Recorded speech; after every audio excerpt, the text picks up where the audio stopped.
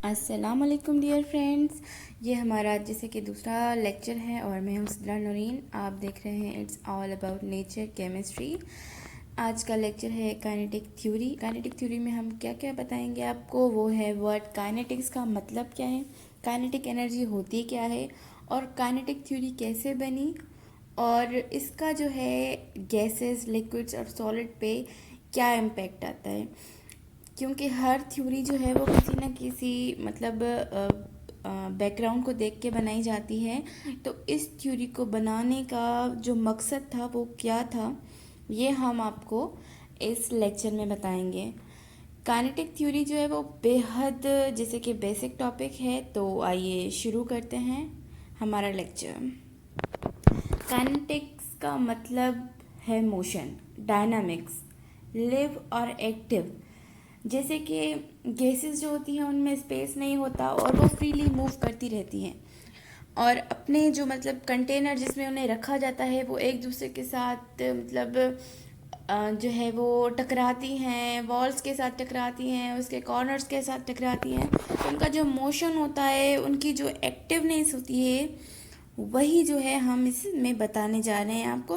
कि काइनेटिक्स का मतलब है कि motion, motion of gases during collision, या फिर गैसेस, लिक्विड्स और सॉलिड्स। वो हमें आगे जाके पता चलेगा कि हम किस किस चीज़ को इसमें रखेंगे।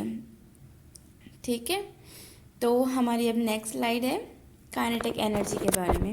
काइनेटिक एनर्जी जो है वो फिज़िक्स में भी आती है और केमिस्ट्री में भी आती है, क्योंकि फिज़िक्स भी हमारी बेसिक और नॉन लिविंग मैटर के हिसाब से साइंस की ब्रांच है, और केमिस्ट्री भी नॉन लिविंग मैटर के हिसाब से ही है।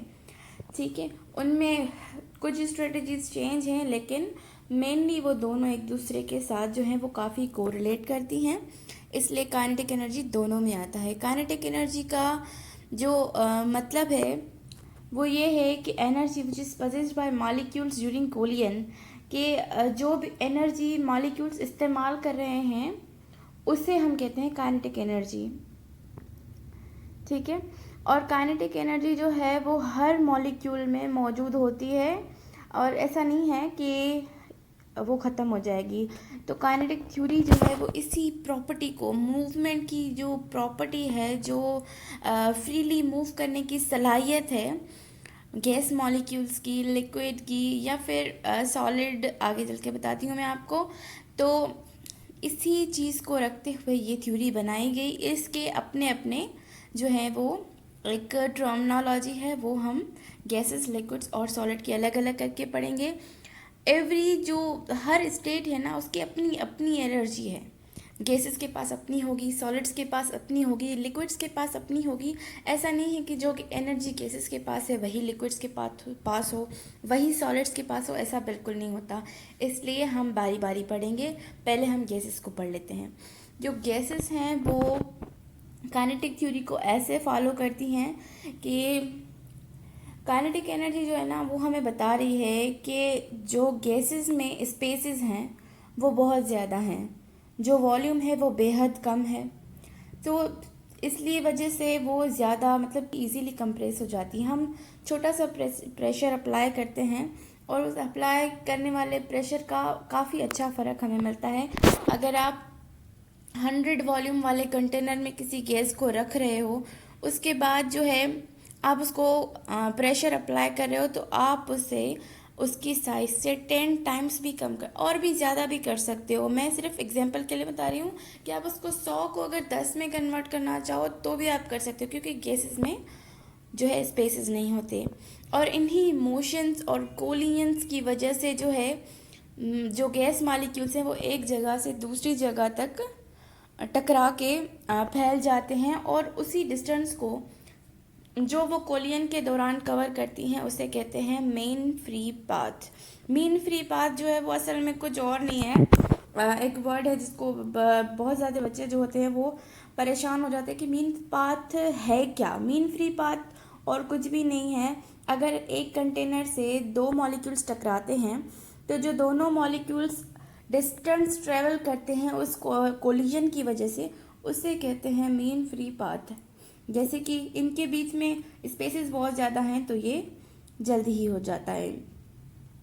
काइनेटिक एनर्जी की तीसरी पॉइंट गैसेस के बारे में ये है कि जब ये टकराते हैं तो एनर्जी जो होती है वो बिल्कुल इलास्टिक होती है। इलास्टिक का मतलब है कि वो कम या ज़्यादा नहीं होती, जो उनकी एनर्जी होती है वो हमेशा कांस्टेंट रहती है। जैसे कि अगर हम किसी आदमी से टकरा जाएं या किसी बंदे से टकरा जाएं तो टकराने के बाद और पहले हमारी जो एनर्जी होगी उसमें कोई फ़र्क नहीं आएगा।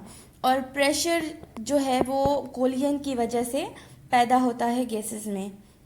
इसका मतलब ये है कि जब दो गैसेस आपस में टकराती हैं तो उस टकराव की वजह से प्रेशर पैदा होता है और वो गैसेस के दरमियान होता है ड्यू टू कोलिजन।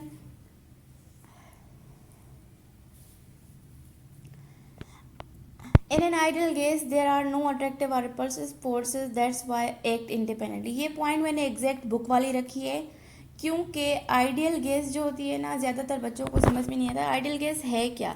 जैसे हमारे घरों में बच्चे जो होते हैं ना, माँ बाप के बड़े लाडले होते हैं, हम उनको कहते हैं जैसे सदोरे बच्चे होते हैं जो अपने माँ बाप की हर बात मानते हैं।